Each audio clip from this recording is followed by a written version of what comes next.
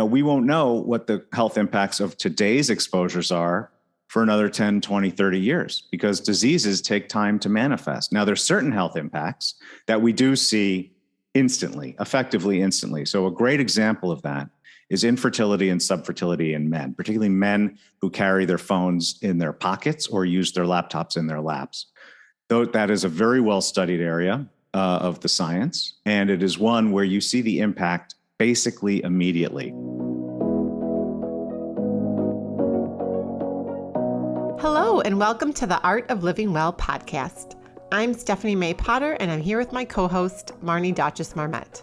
We created the Art of Living Well podcast to empower you to live your happiest, healthiest, and most authentic life.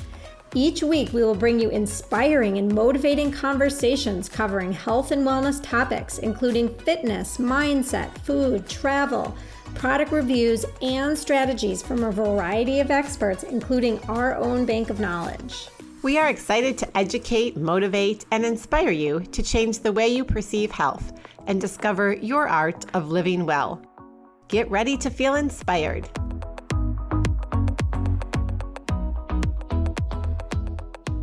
Hello, and welcome to episode 123 of the Art of Living Well podcast.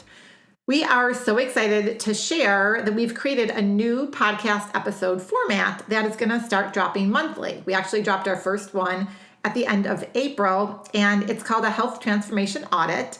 These are going to be short episodes, and we're going to bring on community members like yourself.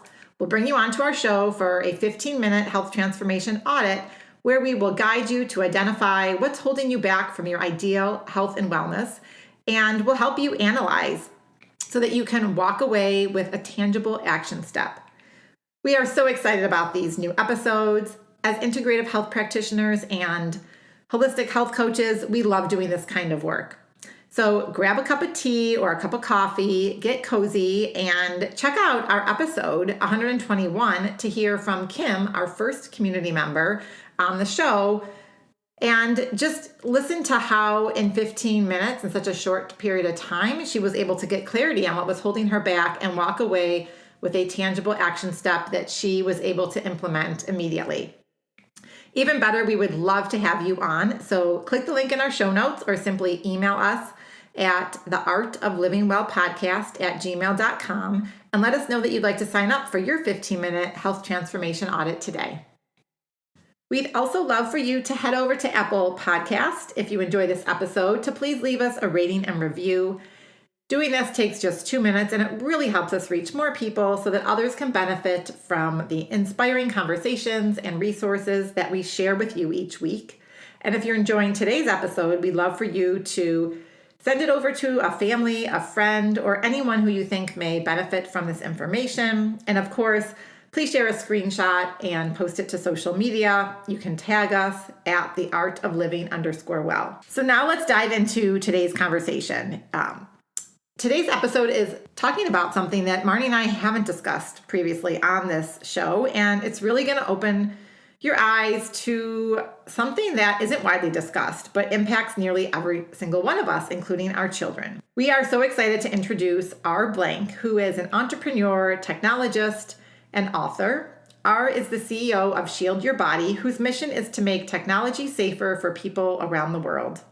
His company creates products that make it easy and affordable for people to reduce their exposure to wireless radiation from devices like cell phones and laptops. R is an internationally followed expert on issues of EMF, health and safety, and he's been interviewed on platforms ranging from ABC television to Electric Sense. R was inspired to create Shield Your Body when he co-founded the best-selling book Overpowered with his father, Dr. Martin Blank, one of the world's leading EMF scientists. R also hosts a podcast called the Healthier Tech Podcast. So if this conversation motivates you to want to learn more, we highly recommend checking that out too. He has got a ton of great insight on there, in addition to his website, with lots of free resources that he shares from himself and other experts in this space. So like I said, today's topic is not one that's meant to scare or overwhelm anyone, but it's something that's really, really important. We're diving into EMFs, which are electromagnetic fields. So in this episode, R is going to break down exactly what are EMFs. We know that many of you have heard the term, but may not know what it means. And even Marnie and myself were pretty green on this topic. And while we knew there were some health implications from the technology that we've all grown accustomed to using every day, we didn't fully appreciate the impact of EMFs and the health risks until we sat down and had this conversation with R.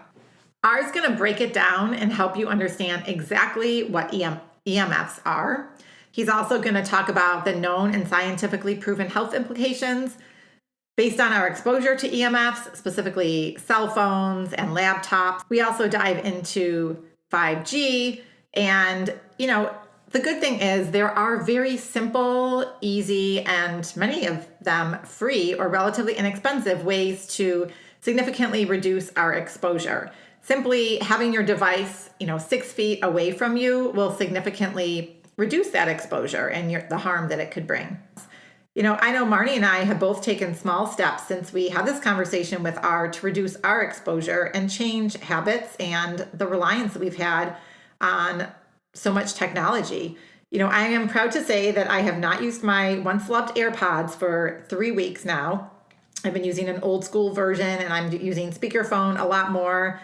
I've started only wearing my Oura Ring, which I love to track my sleep. I'm only wearing that at night versus 24/7. And I've been taking off my Apple Watch and just leaving it out. And I'll occasionally put it on if I'm working out. But our company has these great products that can protect you that you wear underneath that Apple Watch. So there are lots of good tips and tricks in this episode to share. So let's dive right in with our conversation with R. Blank. But first, a quick word from our sponsor, Thrive Chiropractic.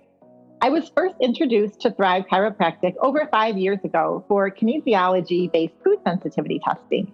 I was so amazed by this non-invasive and inexpensive technique that I took my son to have testing done, which confirmed some of his food sensitivities. Both my son and I now have regular tune-ups, and even my leery husband has felt the immense benefits from receiving chiropractic care, including cupping.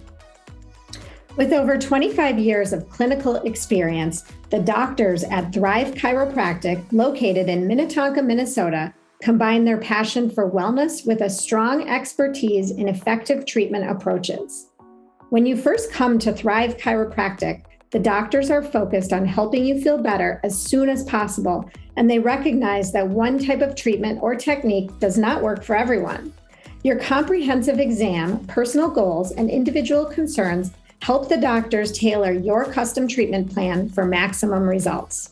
Thrive Chiropractic's integrative approach offers holistic and effective healthcare with a full spectrum of complementary products and services, including acupuncture, massage, food sensitivity testing, CBD, and premium supplements. As a special offer, Thrive Chiropractic would like to invite listeners of our podcast to experience the gift of health with a $25 new patient visit, which includes the initial consultation, a comprehensive exam, any necessary x-rays, and first adjustments. Simply visit the website at www.thrivechiromn.com or call 952-746-5612 and reference the Art of Living Well podcast. When you're seeking effective, non-invasive treatment approaches to support your health goals, let Thrive Chiropractic be your partner in wellness. Call or book online today. Hi, R. We are so excited that we connected through the podcast world. And today's topic is one that Marnie and I have been interested in diving into for quite some time, both in our personal lives and also with our podcast community, as we know it impacts nearly everyone. And we know today's conversation is going to really be an eye-opener for our listeners, and we can't wait to share your knowledge and tips and resources when it comes to EMFs with everyone today. So thank you for coming on our show. Thank you so much for having me. It's a pleasure to be here on the Art of Living Well. You're welcome. So everyone has a story, and we would love to hear your journey of how you became interested in the health effects of EMFs and the safety concerns, and ultimately co-authored a book and started your company, Shield Your Body. Sure. Well, it was the co-authoring the book that led to this whole current life. My father was Dr. Martin Blank, who was one of the world's leading EMF scientists and effectively an activist. And he'd been doing that work, almost my entire life, decades. And in around 2012, he had a contract to write a book about the health effects of EMF. But unlike, everything else he'd written in his life, this book wasn't targeting other scientists and academics. This was for the general public. And so he asked me for some help. And at that point, my career was in software engineering. I had written a book. I'd been on the faculty of University of Southern California teaching software engineering. And I jumped in and said, yes, that sounded great. And it was in the course of writing what became Overpowered that I was struck by a couple of really key things. So again, my father had been doing this work my whole life, and I knew never to hold a phone up to my head. And I, knew why we never had a microwave when I was growing up, but I didn't really understand the issues the way that I learned to through that experience of writing that book with my father. So one of the key facts that I picked up from that experience is that the science here showing that EMF exposure is harmful is incredibly strong. And this was 10 years ago. It's gotten even stronger. But even 10 years ago, we're talking about thousands of studies into this subject in a wide range of biological impacts and disease correlation. So the science is really strong, even though sometimes you'll hear it covered that, there's an open question, there's a debate. The science here is really strong that this is it's effectively a toxin. But at the same time, when you sit back and think about it, you realize that the sources of EMF, and I should probably in a minute explain to those of your listeners who don't know what that word means, what that is, but the sources of EMF or electromagnetic radiation, right? They are the things that form the entire basis of what we consider modern life to be. So that includes computers, phones, power lines, refrigerators. Anything that communicates wirelessly and anything that runs on power is a source of EMF. So you can't get rid of this stuff unless you were willing for the whole world to revert to a state of affairs of about 1850. So that's impossible. So I realized there had to be safer ways for beings like us to relate to, engage with, and use our modern technology. And that's where the idea for what became Shield Your Body started. And that was in 2012. And I released our first product in 2013. Wow. Okay. So can you tell our listeners, I think you defined EMFs, you said electromagnetic radiation frequency. Is that right? Yeah. EMF stands for electromagnetic field. And it's also sometimes called EMR, which is electromagnetic radiation. And it's also sometimes called EMF radiation. So you take your pick. Okay. So wow. I have so many questions. So I guess before we dive into the health implications of exposure to EMFs, you mentioned, that our world is kind of run on these EMFs, right? Mm-hmm. So you grew up in a household with no microwave, you mentioned. I'm assuming at some point there were cell phones maybe in your household, maybe not. Not when I was growing up. Okay, yeah, maybe I got my first cell phone when I was right after I graduated college. Okay, so now you're in your own household. Mm-hmm. Do you have these EMFs in your house? Sure. I have compared to my contemporaries, I have relatively few, but not as few as some other people who go to really great lengths to reduce the amount of EMF in their environment. But for instance, I have a cell phone. I do business, I travel, I need a cell phone, but I engage with it very differently than other people that I know. We have Wi-Fi in our house. Some people get rid of Wi-Fi and put in Ethernet to fixed wire everything. We don't do that, at least not yet, but we turn it off at night. So there are different ways, and we don't have I've never owned a microwave oven, actually. I implicitly feel like I just don't want one of those in my life. So there are certain things that we do that we still engage with, modern society and modern technology, but we do so in a more intentional way than some other people I know who aren't aware of these issues to the degree that that I am. Also, we live in a relatively low EMF environment just to begin with. The more rural a place you live in general, the less of this stuff there's going to be in the environment around you. And in a place like New York City, the levels are incredibly high. So can we back up a little bit? And I want to dive into like the health exposure, but you mentioned, computers, phones, but even like power. Mm-hmm. So can we kind of go through just base level, like in an average person's home, sure. What are the different types of, Yeah, no, that's a great question. And before I answer it, I'll take a step even further back. Yeah. So I mentioned this is electromagnetic radiation, and it's a form of energy created by the combination of electrical and magnetic forces. And there's many different types of EMF, and they exist on what we call the electromagnetic spectrum. So right in the middle of that spectrum is visible light, like sunlight. And sunlight is a form of EMF, and it's really, it's obviously one that all of us are familiar with. And it's really, by and large, with very few exceptions, the only form of EMF that humanity was exposed to until the invention of the light bulb.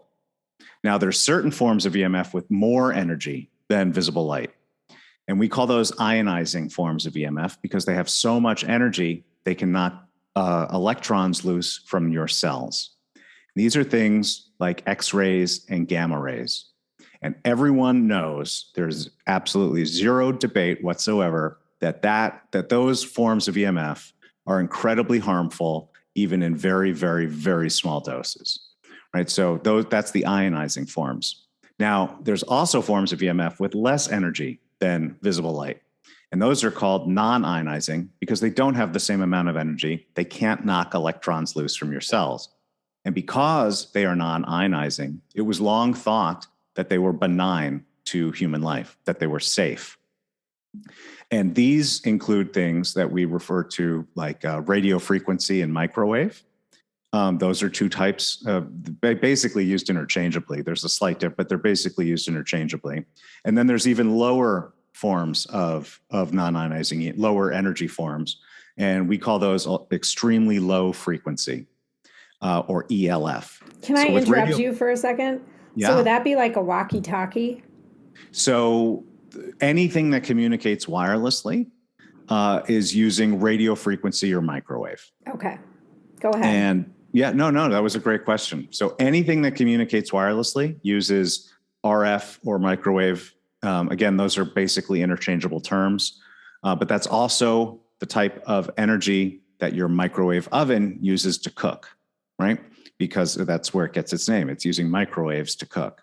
Then as you get further down, I mentioned ELF. That's the type of EMF that comes off of power lines, AC appliances, anything that the electrical wiring in your home, anything that runs off of power is a source of ELF.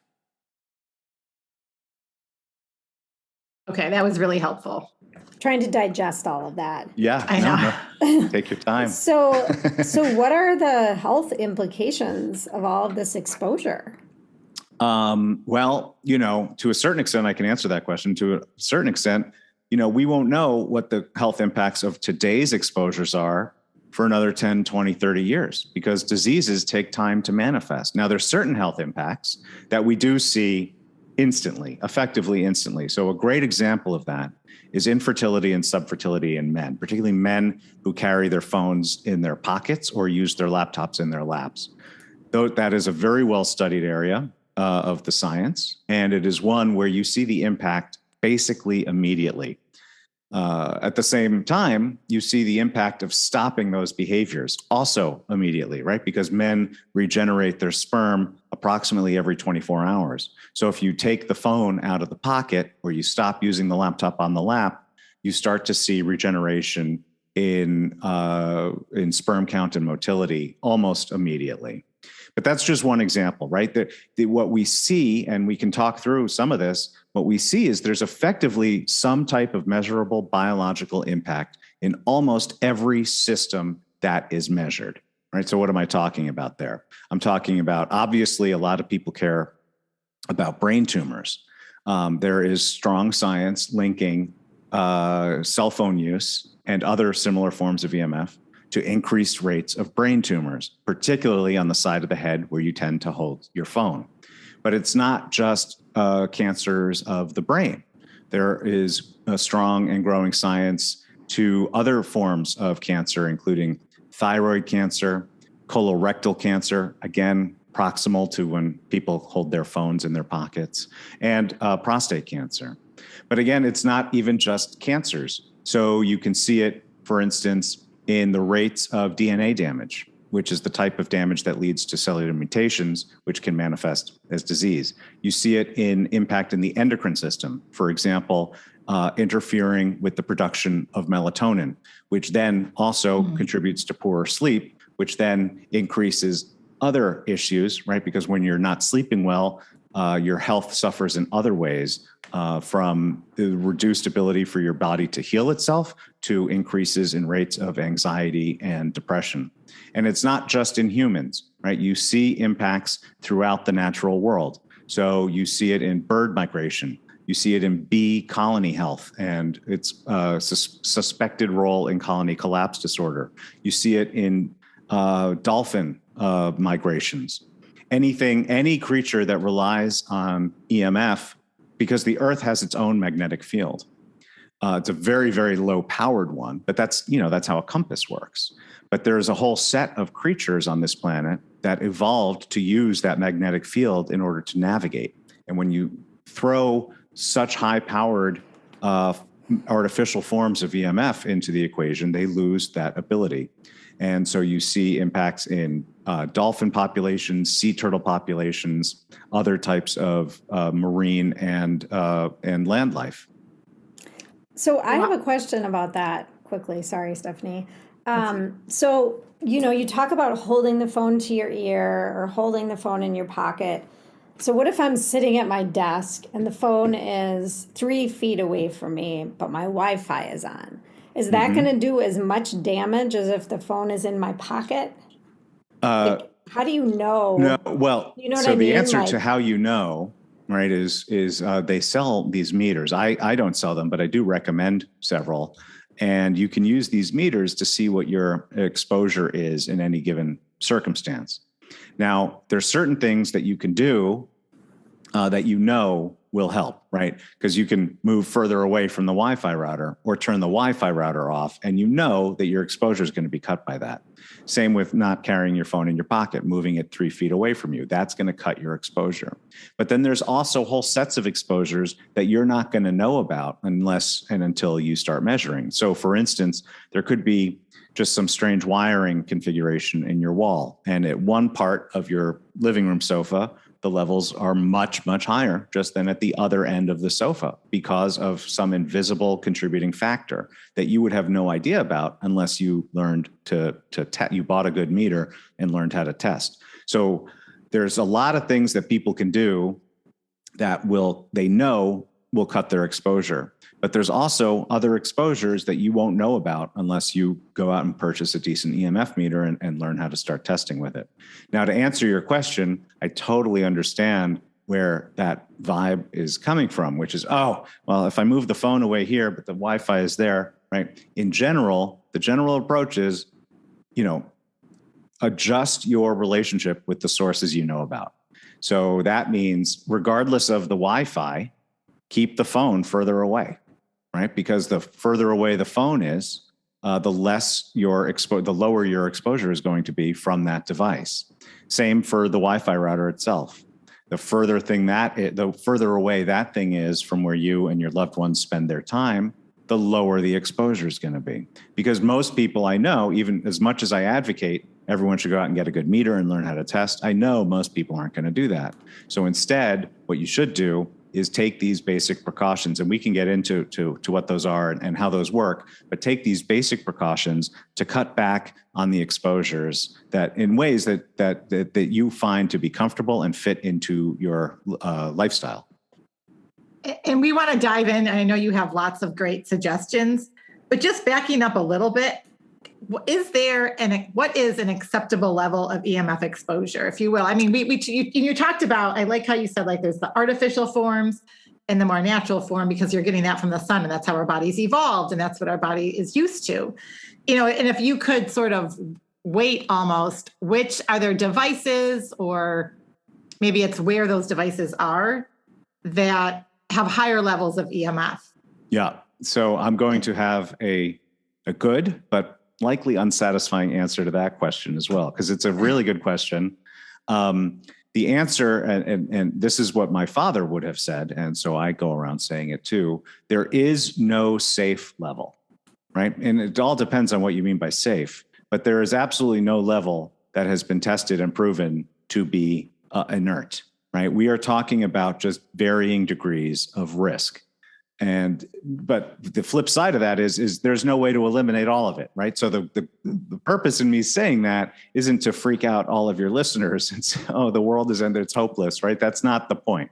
But the point is to start realizing that this is a toxin and there is no safe level. The less of it there is, the safer it is. And that's really the approach one should take. The other side the other thing I want to bring up in response to that question is none of this modern technology has been tested against the types of health effects that we are talking about here, right? So when you're talking about, for instance, a cell phone, and there's a whole bunch of reasons why the cell phone regulations are misleading at best, right? It's not an effective regulatory regimen, but let's just say it is, for the purposes of what I'm about to say. The entire safety standard is based on the cell phone not burning you when you use it.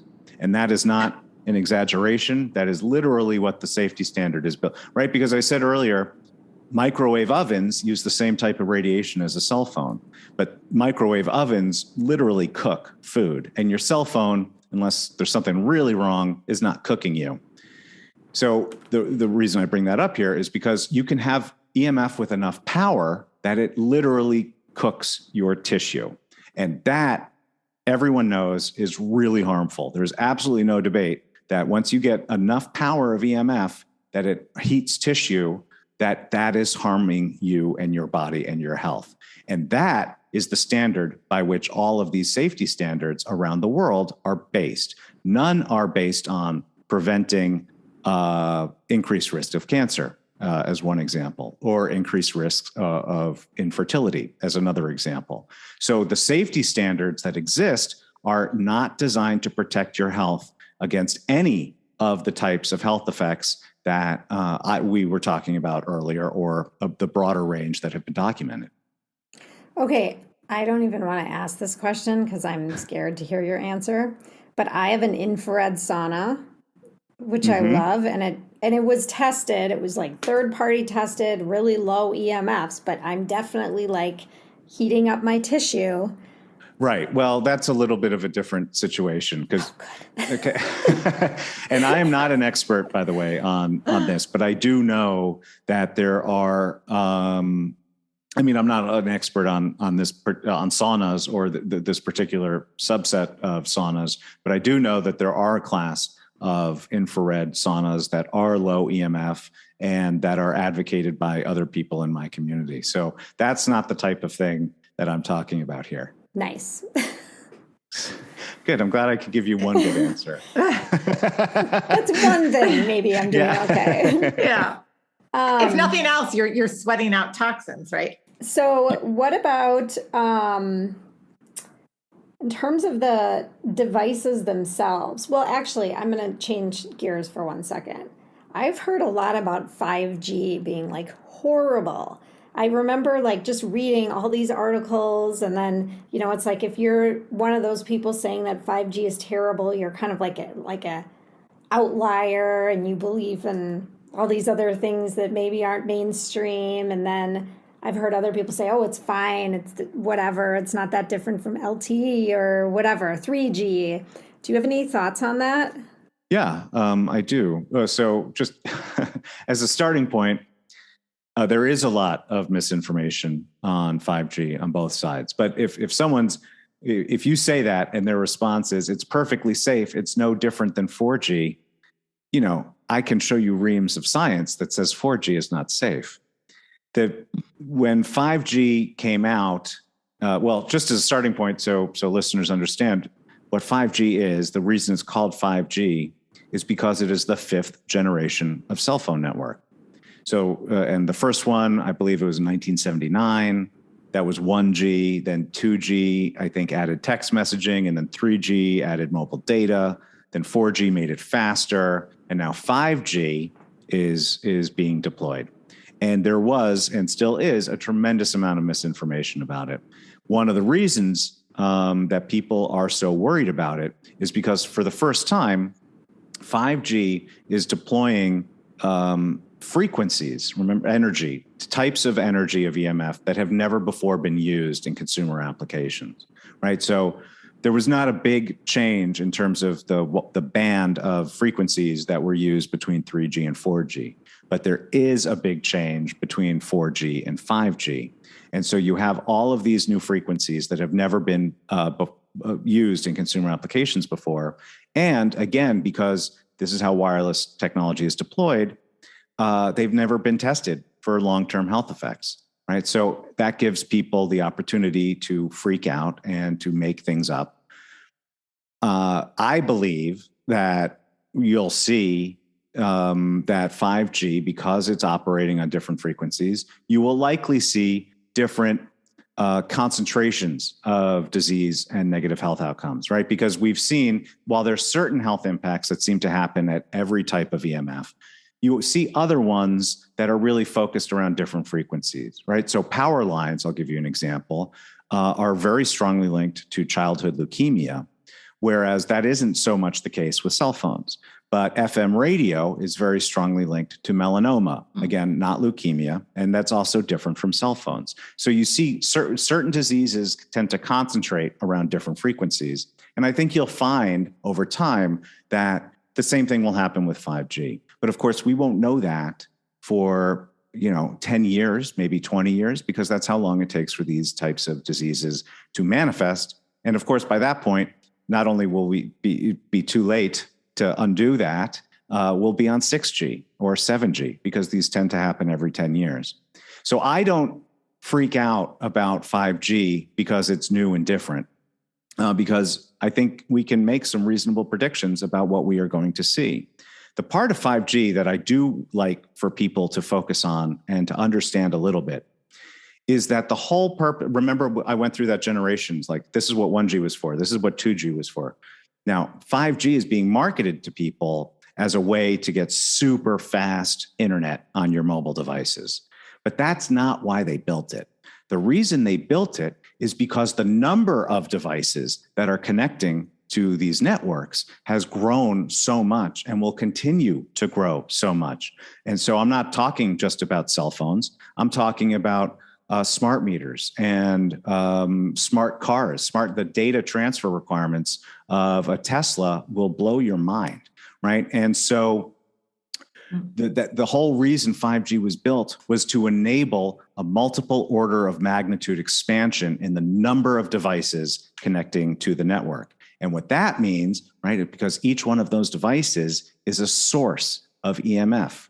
So it is set the groundwork to enable a multiple order of magnitude explosion in the number of sources from which we are all exposed to this stuff.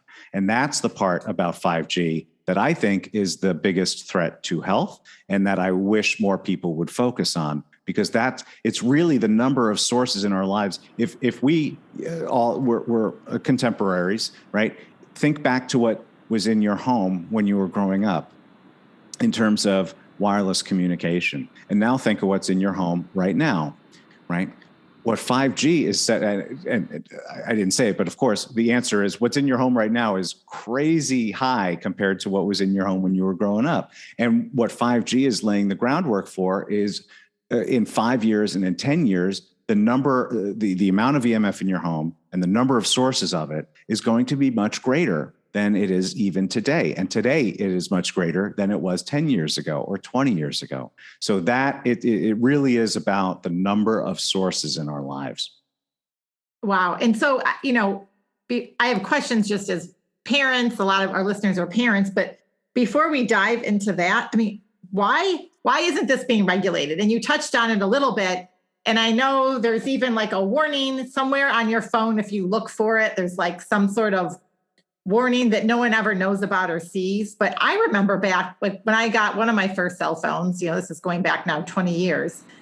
I do remember people talking about, oh yeah, don't hold it up to your head and brain tumors. And then that's when I had my first little like old school headpiece or whatever. And I was living overseas at the time. And so everyone used a headpiece back then. This was a long time ago. And then you just sort of like didn't hear about it anymore and you just got used to it and you got more devices and life went on. So why aren't there more warnings on this? Why aren't these studies more widely spread? I mean, I know it's because it's not going to make companies money if we stop buying these devices. But given the number of studies that you mentioned, and I'd love to hear a little bit more about some of those, because I know people would be interested in kind of, some people really like the science and they want science before they'll make any lifestyle changes. Why? I guess from a regulation standpoint, what's going on and why do you think there isn't more being done and this topic isn't more widely that's a great question. I'll do my best to answer it, but it's also could be the topic just for a whole interview. But as I mentioned, right, for many, many, many years, it was long thought that this stuff was biologically inert. So a lot of these technologies were formed at a time when humanity didn't have the knowledge that it has today. And I'll give you an example because my father is widely regarded as a leader in EMF health advocacy. And when he went through medical school and then he taught for his first years teaching at Columbia University Medical School, he taught that this was biologically inert, that this stuff was safe. It was only in the course of his career that he was exposed to the knowledge that led him to start reaching different conclusions. So we're talking about a legacy infrastructure of a long time that was built based on the assumption that this stuff was safe. Now, beyond that, this is kind of how companies react to, well, actually, let me step back even a little bit further, right? Because of how many different types of things emit EMF, there's no clear agency, and just using the example of the United States with which we're all most familiar, there's no clear agency that would be in charge of regulating this stuff, right? So the agency that regulates cell phones is not the same agency that regulates power lines. So you're setting up this kind of bureaucratic structure that makes it very challenging to implement effective regulations on this.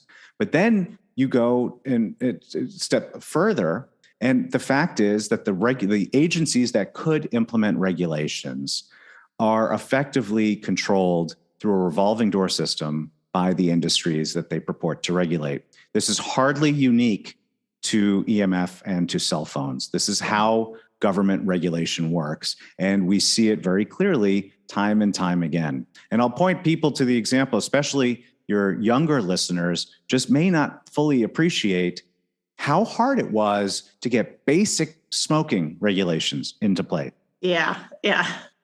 I mean, the science was there for decades, and they literally had doctors doing cigarette ads. Again, your young listeners may know that, but I suspect they're blown away to learn that they had doctors doing cigarette ads. And we knew for decades what this was doing. And I'll add to that, right? Cigarettes, while they were big business, they hardly formed the underpinning of modern society. The types of things we're talking about here, right? There's real social impact in terms of the value that they contribute to the modern world. And so it's just so much harder to get this stuff. I'll give you another example that isn't tobacco that I doubt other people have come on your show and talked about. But I don't know if you saw, there was a movie with Will Smith a few years ago called Concussion. And he played this doctor who discovered that CTE, right? I think it's chronic traumatic encephalopathy in football players, right? So there was this doctor who discovered that football players were getting brain damage from the sport, right? These are people who are ramming their head with the force of a jackhammer over and over and over again. And he said, I think I have the data that shows that this is causing brain damage. And so you think, right? I mean, it's obvious if you're ramming your head with the force of a jackhammer hundreds of times a day, that could cause brain damage. Instead of them just accepting those facts and learning how to deal with them, as they eventually did, they destroyed this guy's career and buried the information. This is not conspiracy theory stuff. This is literally what happened. And that's an example that it should be immediately obvious to everybody that ramming your head with the force of a jackhammer causes brain damage. So again, you see this time and time and time again. And when it comes to EMF, and I know I'm rambling, so I'll stop at the end of this, but when it comes to EMF, you also have to appreciate that people love their EMF emitting technology. So you have this force that's invisible, you have the science that's a little complicated, and then you have the fact that no one wants to hear it. And it makes it really hard to achieve regulatory change. Not impossible, it just takes time. And that's the set of forces that you are seeing when you ask, why is this not being regulated more effectively? So that totally makes sense. And I really want us to have a chance to dive into your products and also what are things people can do. But before we get there, I would love to know one or two of like the top studies, if you have some off the top of your head. Yeah. Well, that we could direct listeners to, because I think, finding reputable studies on this topic would maybe help people and convince people more than just talking about it. Right. Actually seeing it being studied and seeing the results of the studies. Yeah. Well, so I'll give you a couple. But one starting point, if anyone is interested in this stuff, there's a report. It was put out in 2008 and then revised in 2012. My father was one of the authors. It is called the Bioinitiative Report, and it's at bioinitiative.org. And this group of international scientists sat down and started reviewing thousands of studies on this stuff. And then they published their conclusions. So both the conclusions and the bibliography for this study are posted at bioinitiative.org. And again, that's a survey of thousands of studies. But you ask for a couple of significant ones. There is a set of studies conducted by two scientists, Dr. Narendra Singh and Dr. Henry Lai. And Dr. Henry Lai actually still gives talks. And this was in the early 90s.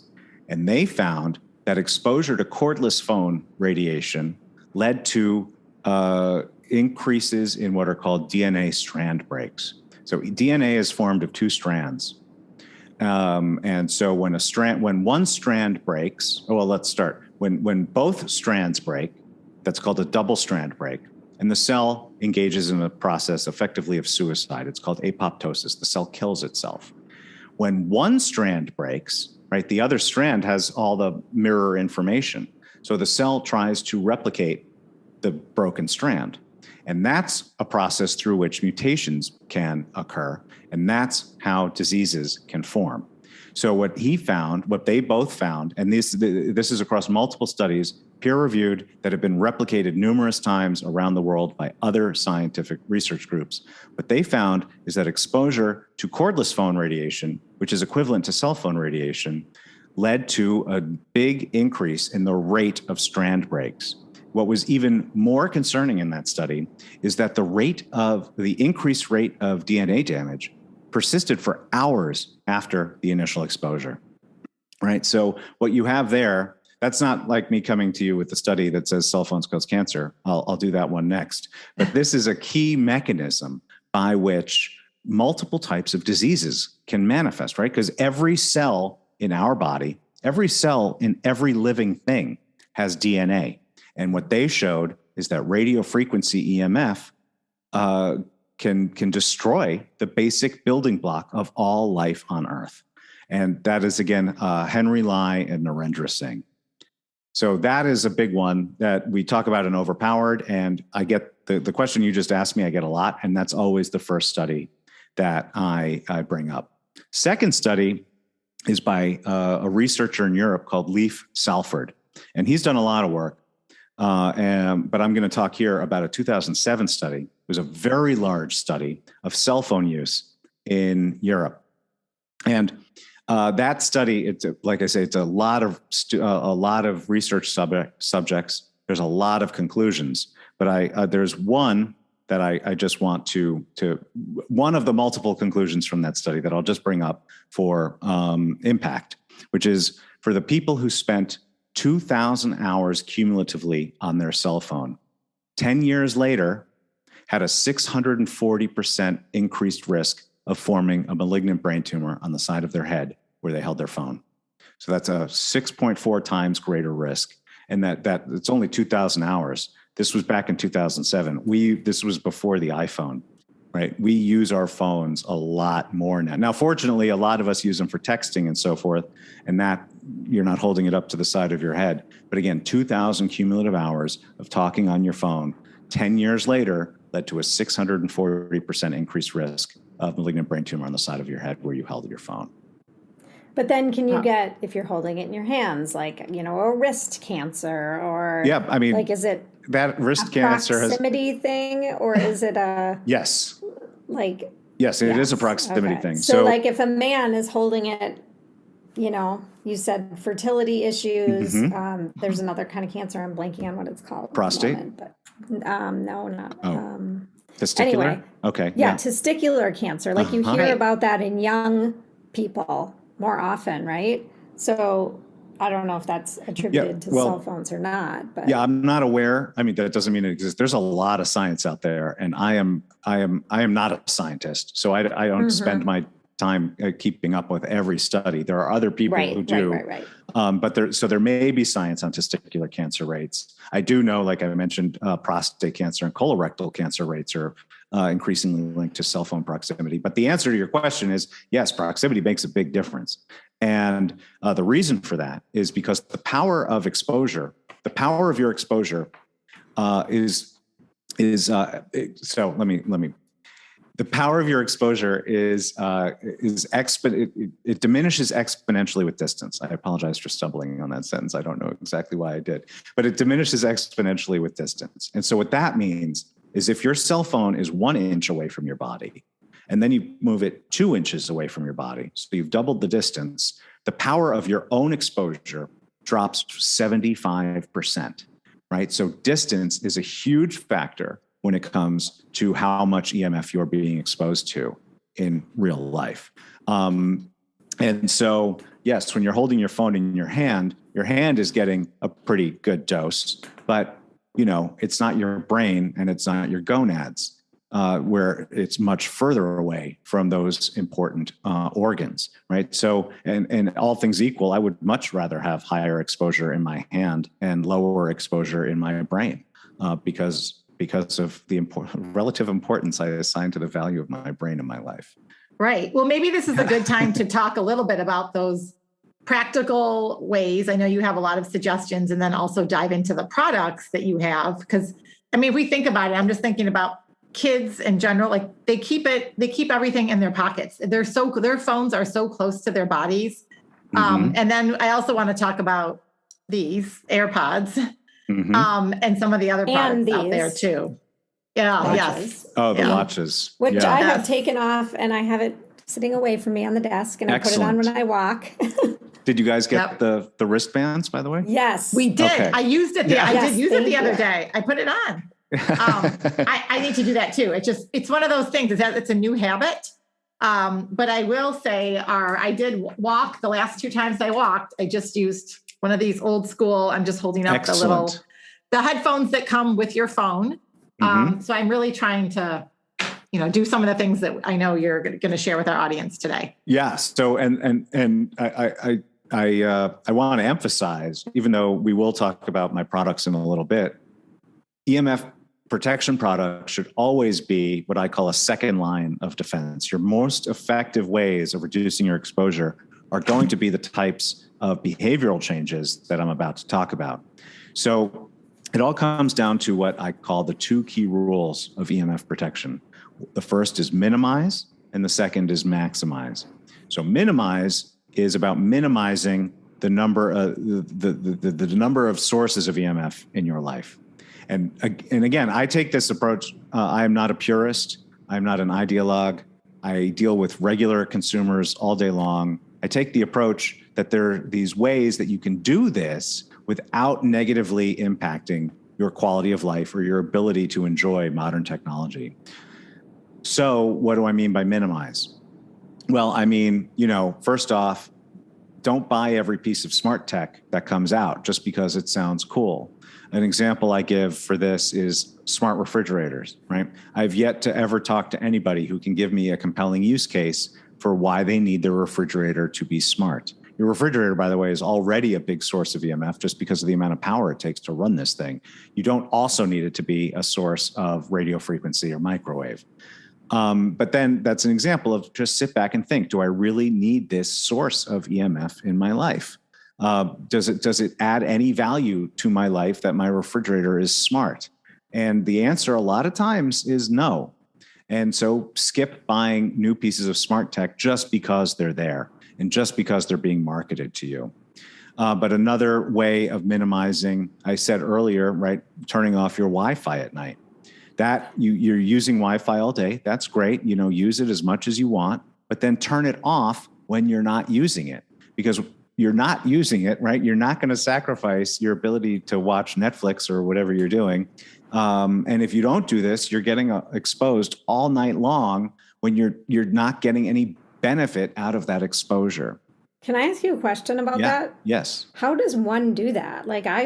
Do you mean on your phone, just turn off your Wi-Fi? Well, you want to do that in too. Your whole house. I'm talking about the whole house. I wouldn't even know how to do that. Well, so you plug your Wi-Fi router into the wall, right? So you just unplug it. Somewhere. I don't even know. Probably in your utility room, right? I'm guessing it's in our utility room in the basement. Okay, so that's where, or you can put it, if you don't want to have to think about it every day, put it on a timer. Like, those light switch timers, like when you're traveling and you want people to think you're home, right? You can use that and plug your Wi-Fi router into that, and then it'll happen every night automatically without even thinking about it. I feel like my phone will then just go right into LTE. It will. So then is that any different? Well, first off, if you're cutting out a source, your exposure is going to be less. So even if your phone is still in LTE, but your Wi-Fi is off, your exposure will be less because the Wi-Fi is off. But if we're talking about at night, this is another example, your phone should not be near you when you are sleeping. But that actually gets into rule number 2. So I'll come back to that in just one second. Or you put your phone into airplane mode, right? And when I say airplane mode, I'm not talking just about turning off cell data, turning off LTE. I'm talking about turning off LTE, talking about turning off Wi-Fi, turning off Bluetooth, going in full airplane mode. That is another example of minimizing your use of EMF emitting technology, because you're not giving up your phone. You're just turning off the EMF when you're not actively using it. Now, the second rule, which Can I have a quick question? Sorry to interrupt, but I mentioned this the other day, and I believe our security network is connected to the Wi-Fi. Yeah. So is there a way around that? Because especially when my husband travels, I always set the alarm. And I know when the Wi-Fi goes off, we get that beeping noise. Yeah. Well, this is part of so once you start building on the inverse, no, I mean, there's no clear same issue. Yeah. Well, then no, there's no way to, I mean, there might be a way, and I don't know, you're going to have to talk to your alarm company provider to see if that can run off of Ethernet. If that can run off of Ethernet, then you can turn off your Wi-Fi without sacrificing your security system. But no, if you live in a place where your security system is based solely off of Wi-Fi technology, there's no way of turning off Wi-Fi and still having your security system functional. Okay. So in that case, if you're not able to make that change, I say don't worry about it and focus on other areas of your life where you can make these changes and have an impact on your exposure. Because the goal here isn't to stress or to worry that you're not doing enough. The goal here is to realize that there's plenty that you can do. And even if you're not doing like the number one thing I'm saying you should do, there's still so much else that you can. There is so much EMF in our environments. That means there are plenty of opportunities to do something about it and then lower your health risk from this toxin. So we can all turn our phones to airplane mode at night, and we Yes. can all move our phones out of the bedroom. So that's the second key Those are rule. things that we can definitely do, Yeah, right? that's the second key rule, which is maximum. Remember, minimize was 1, minimize your use. 2 is maximize, which is maximize the distance, which we touched on just a few minutes ago when I was telling you about the power of the exposure diminishing exponentially with distance. And that's why if you keep your phone on at night, it should not be anywhere near you. It should be, I mean, people like a number. So the number is 6 feet away, but really it should be in a different room. And there's actually plenty of science, a growing amount of science, totally separate from the EMF issue, that just the mere presence of your phone in your room, even in airplane mode, is going to disrupt your quality of sleep because of anxieties and dopamine triggers that this device is resulting in your body. And this is an emerging area of science that goes way beyond what technology is doing to us and our health, that goes way beyond just the pure EMF side of things. So there's plenty of, that's all by way of saying there's plenty of reason not to keep your phone in your room that go beyond EMF. But if you're going to keep your phone on, just from an EMF perspective, keep it in another room while you're sleeping. Another example of distance, I already said this earlier, but don't carry your phone in your pocket or your bra. These phones are really high powered devices, right? They're designed to be able to communicate miles to the nearest cell tower if they have to. And when it's right up against your body, you are getting the maximal possible dose that this overpowered device has to give. If you move it even a few inches away, you've made a really big difference in your exposure. If you move it feet away, you've made an even bigger difference in your exposure. By the way, this is related to when we were talking earlier, I said, I have very strong opinions on AirPods. The reason any Bluetooth, I have very strongly negative feelings about any Bluetooth headset is because it is impossible to create that distance. This whole class of wearable technology, of which, I include Bluetooth headsets, it is designed to, there is no safer way of using it by and large, right? So with AirPods and other Bluetooth headsets, there's no way to create that distance. It's up there right near your brain in a part of your head where there's no skull providing any degree of natural shielding. And you tend to use them for extended periods of time. It's another one of these products that has been deployed and released into general public without any long-term testing into what the health effects are, because we are effectively the lab rats in that experiment. That is so scary because, so many people use AirPods every single day, like all day long. All day long. Yeah. No, I know. There's it's just, and the other thing to remember about it is that it's in addition to all the other exposures that we all have, and especially the children who are growing up today have, because the children children are more vulnerable to this type of damage physiologically, but B, right, when we were, let's say we were 6 years old, we had much less exposure than the kids who are 6 years old today. And so the kids who are 6 years old today have decades and decades to live, where those incredibly high exposures are just going to grow. And every new thing that comes out, it's not like it's replacing anything else. These are all additive. They are adding to our cumulative exposures, which is increasing our individual risk of developing multiple negative health outcomes. So I have a question about that. So let's say you hold your phone for one day next to your body the whole day. And then the next day you think about it and you're like, oh, I should not have done that. Is there a way to reverse that damage, or is it cumulative over time? It is cumulative. Things we can do. So the damage that's already been done is done. No. Both things can be true, right? So the impact of exposure, the impact of cumulative exposure does increase your health risk. But living a healthier life will make you more resilient against damage from this and any other number of different toxins. So there are and we have some content on this. I am not personally a nutrition expert, but I work with some, and we have content about this on my website about the use of nutrition to combat the damage from EMF exposure.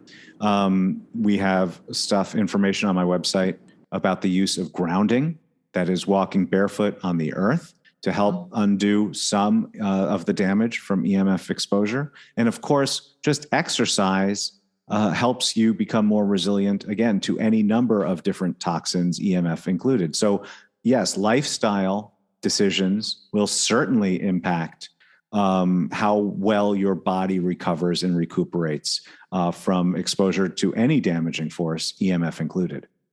So I'm curious because like Marnie and I, for instance, run this liver detox. It's a functional medicine liver detox to remove toxins from your liver. Are these toxins that we get from EMFs similar to other toxins in the products we put on our skin or the chemicals in our food? Or how is there a way to detox them from your body? Well, there's ways of detox. Yeah. Well, yeah. Okay. So the answer to your question, EMF is different because EMF doesn't reside in your body, right? So if you drink lead contaminated water, as a extreme example, that lead is in your body until it works its way through or you do something about it. With EMF, it's a form of energy that effectively passes through your body and has impact while it's doing so. Now, there are certain measurable impacts, there's certain biometrics that you can investigate if you were talking about how to undo the damage. So for instance, the accumulation of free radicals is a big one that can result from EMF damage. And there are ways of reducing the accumulation of free radicals. The accumulation of positive ionization in your body is something that can be a result of EMF exposure that can be undone, for instance, with certain nutritional approaches or even with grounding. Just walking barefoot on the beach helps decrease the amount discharge the positive ionization in your body and help undo some of this damage. So, but the answer is you won't, like if you just, to be a little gruesome, you just cut somebody open, you wouldn't see all the EMF flowing around in there, right? You'd see some of the biological impacts and results of the exposures. Okay. All right. Well, just curious. So I know we're going to have to start wrapping up this conversation, which has been fascinating. We almost need to do a 2-part here. Let's talk about some of your products that you can use to help reduce and minimize the exposure. Okay. Well, so as I mentioned before, right, the best things you can do are those the minimize use and maximize distance, because there is no form of EMF protection that just undoes EMF, that blocks EMF, right? And there's plenty of other types of EMF protection with absolutely no science to support the claims. But regardless, there's nothing, and I know consumers want this. There's no product that you can just go out and buy and it makes EMF okay, right? That doesn't exist. So doing the free things that I was talking about, that is your best, most effective thing to do. And I talk about those, by the way, in the guide that people can download right at the homepage of shieldyourbody.com. But there is value in high quality EMF protection, even though the best things you can do are those behavioral changes, right? I'll give you an example. I have a product, it's called my SYB phone pouch. And the phone pouch makes it safer to carry your phone. Now, the best way to carry your phone is not in your pocket or in your bra or on your person, or to turn it into airplane mode if you do. But there are a lot of people who either aren't able to do that or aren't willing to do that, right? Because there is no other, where am I going to carry it? It's got to be in a pocket and it's got to be on, right? Because of work, or I'm expecting a really important call. So that's an example of where a good product like the SYB phone pouch comes into play. Now, the way that product works, and all of my products are based on EMF shielding technology. This is universally accepted, easily measured products, right? That it is basically existed for about 200 years since Michael Faraday first invented the Faraday cage. And what he showed 200 years ago is that if you weave conductive metals into certain patterns, you block and deflect EMF into the other direction where it dissipates. So it works just like, a window shade blocks sunlight, EMF shielding blocks and deflects EMF in the opposite direction. So with my phone pouch, we have the back of the pouch is lined with this radiation shielding and the front isn't. And that's how you can carry your phone more safely, deflecting this radiation away from your body while your phone can still work and receive calls and text messages and so forth. So that's a very popular product. And that's a good example of, even though the optimal action is to not carry your phone or to put it in airplane mode, there is still a role for good EMF protection. Now, again, I want to be clear, and we can talk about a couple other products, but I want to be clear, right?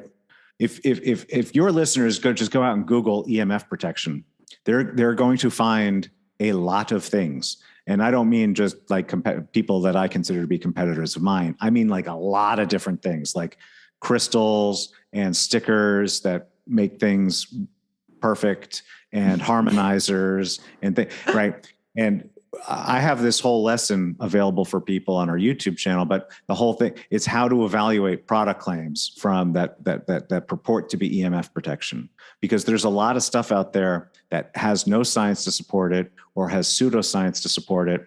Everything that I make and sell is based on real science. All of my products have been tested. All of my shielding products have been tested at independent laboratories. And I give people a free ebook showing them how they can verify my product claims for themselves at home using consumer grade EMF detection tools. So that is something that I take very seriously, because my father's legacy is intricately intertwined in my company's behavior. And so I take this very seriously. I also don't like people just being suckered and thinking they're getting EMF protection and they're not. And so they're walking around with this undeserved confidence even after they've been swindled. So it is very important that people understand not all EMF protection options are the same. And I strongly advise that people work with or give business to a company whose products are based on real science and that have the data to show that it actually does what we claim it does. And all of these products are on shieldyourbody.com. Yes, thank you. My web, yeah. No, I People will link that up in the show notes, and you have the guide on your website as well. And it sounds like you have a bunch of YouTube videos as well. Yeah, YouTube is definitely a great, for anyone who wants to learn more about EMF. We have a bunch of great videos up there. We've done a lot of webinars with me and some other very talented and expert individuals. All of that gets archived up there. All our podcast episodes get up. That is a great repository of a lot of information for people who want to learn about this stuff. And we'll link all this up in the show notes. And just to mention, you do have a podcast, the Healthier Tech Podcast. Yes, the Healthier Tech Podcast. Yes, thank you. Yeah. And that was, I started that because, and I think I brought this up a little bit earlier when I was talking about cell phones in the bedroom, but I realized that EMF is, I mean, I do a lot of work in EMF and it's important. And I think the work that I do is very helpful to a lot of people in terms of educating, what it can be a complex subject, an important and complex subject. But I realized there are a growing number of issues, effectively health issues, stemming from our relationships with modern technology. So it's not just about the health risk from exposure to your phone. It is about what social media networks are doing to our minds and our children's minds. It is about the expectations of being constantly connected to your job. And if you don't do that, your professional life will suffer, right? There are all of these issues that are directly related to our relationships with modern technology that impact our health that have nothing to do with EMF.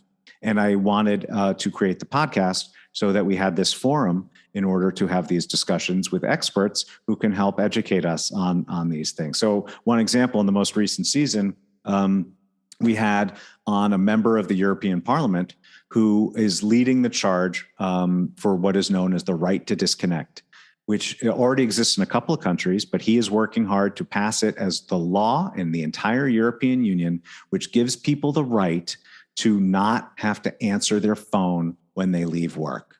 It sounds simple, but it is soon going to be a human right in Europe that is the case, even as in the United States, it's a completely foreign concept. So these are the types of interviews that we have on the Healthier Tech podcast. Well, that's amazing. That I love that. And just from this was a long time ago. I did live in Europe for a few years. And if anyone can pull that off, the Europeans can, because they appreciate and respect their personal time and their family time outside of the office more than the average American. I'll just leave it at that. That's a topic for another day. And I do remember you had an interesting guest on about, it was an educator in New England, just for parents out there, the technology in the classroom, right? When our kids leave the house. So lots to come on this. We could do a part 2 to this. We easily could do a part 2 to talk about. Because I love the lifestyle stuff you're talking about outside of the EMFs is really powerful, really powerful. Thank you. Yeah. Well, I'm always happy to talk. So if you want to do a part 2, I'm more than happy. We also want to mention that you have a coupon code, Living Well, for 15% off of your products at shieldyourbody.com. Yep. So. And of course, I'm sure a lot of your listeners are American. So, but I also, and of course we ship in the United States, but we also have fast, affordable shipping through our website in Canada, the UK, and the European Union. So anyone who happens to be catching this from around all of, NATO membership, we offer really convenient shipping options. Great. Thank you. So, as we wrap up this conversation, one question we like to ask all of our guests is, what does the art of living well mean to you? Yeah. So, and this has changed a lot for me as my life has changed quite significantly following COVID. And that's not a comment on the disease, but just the impact on the world. Living well to me means feeling content with what you have.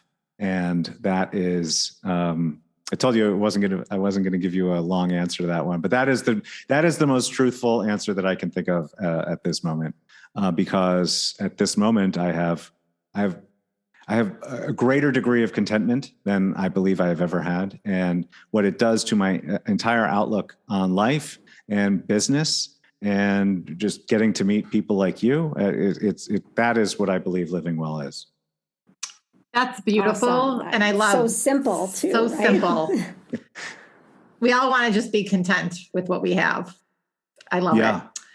Well, thank you so much for coming on the podcast today. We know this is going to spark a lot of good dialogue with our listeners, and Marnie and I are excited about making some changes. And I actually told my recently turned 17-year-old last night, as he was doing homework on his bed with his laptop on his lap, I said, I'm going to buy you something, because I know on your website you have, right, like the laptop protector. And I told him that I was interviewing you, and he was actually open to it. He was kind of like, okay.